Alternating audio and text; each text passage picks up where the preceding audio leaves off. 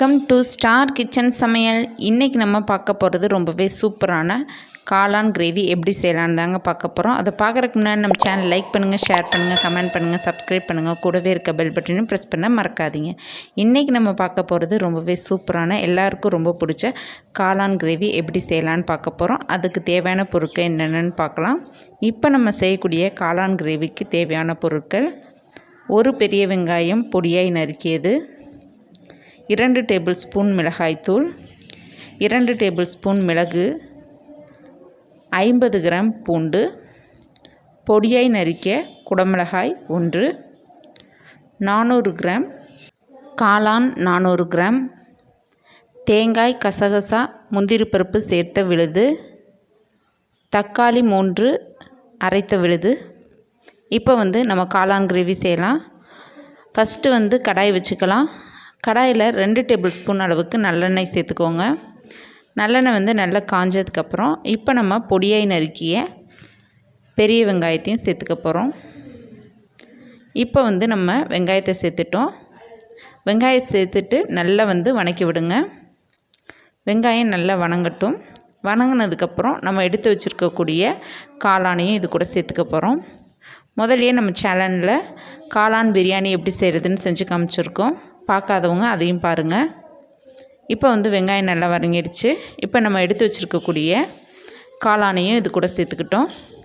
நீங்கள் எந்த காளான் வேணாலும் சேர்த்துக்கலாம். நான் இன்றைக்கி பட்டன் காளான் எடுத்திருக்கேன். நீங்கள் எந்த காளான் வேணாலும் இதே மெத்தட்லேயே நீங்கள் செய்யலாம். ரொம்பவே சூப்பராக இருக்கும் இப்போ நம்ம செய்யக்கூடிய காளான் கிரேவி. இப்போ இதை நல்லா மிக்ஸ் பண்ணி விட்டுருங்க. இப்போ நம்ம செய்யக்கூடிய காளான் கிரேவிக்கு தேவையான மசாலாவை நம்ம அரைச்சி எடுத்துக்கலாம். 50 கிராம் அளவுக்கு பூண்டு, 2 டேபிள் ஸ்பூன் மிளகு, 2 டேபிள் ஸ்பூன் மிளகாய்த்தூள், இது எல்லாத்தையும் சேர்த்து மிக்ஸி ஜாரில் தண்ணி சேர்த்து நல்லா மையாக அரைச்சி எடுத்துக்கோங்க. இப்போ காளான் நல்லா வணங்கிருச்சு. இந்த ஸ்டேஜில் நம்ம எடுத்து வச்சுருக்கக்கூடிய குடமிளகாயும் இதில் சேர்த்துக்கலாம். குடமிளகாயோட ஃப்ளேவர் காளான் கிரேவியில் நல்லாயிருக்கும். அதனால தான் நான் இன்றைக்கி சேர்த்துருக்கேன். இது பிடிக்காதவங்க சேர்க்காமையும் காளான் கிரேவியை நீங்கள் தனியாக கூட இப்படியே செய்யலாம். இப்போ நம்ம அரைச்சி வச்சுக்கூடிய விழுதியும் இது கூட சேர்த்துக்கிட்டோம். சேர்த்துட்டு நல்லா மிக்ஸ் பண்ணி விடுங்க. நான் இன்றைக்கி தண்ணியெல்லாம் ஊற்றலை. அந்த காளானில் இருக்கக்கூடிய தண்ணி தான் இப்போ பார்க்கும்போது உங்களுக்கு தண்ணி ஊற்றின மாதிரி இருக்கும். நம்ம அந்த காளானில் இருக்கக்கூடிய தண்ணியிலேயே காளான் நல்லா வெந்துடும். நீங்கள் தண்ணியெல்லாம் சேர்க்கவே தேவையில்லை.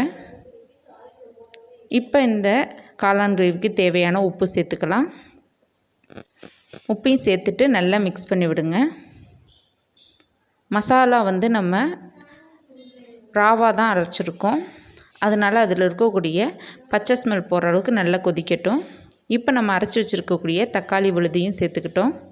சேர்த்துட்டு நல்லா கொதி வரட்டும்.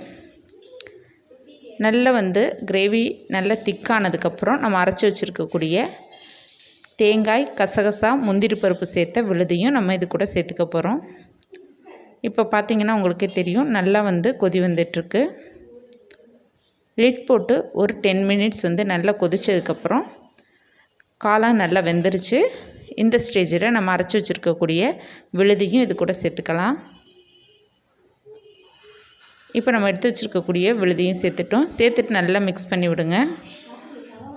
இப்போ நம்மளுடைய டேஸ்டான ரொம்பவே சூப்பரான காளான் கிரேவி ரெடி ஆயிடுச்சு.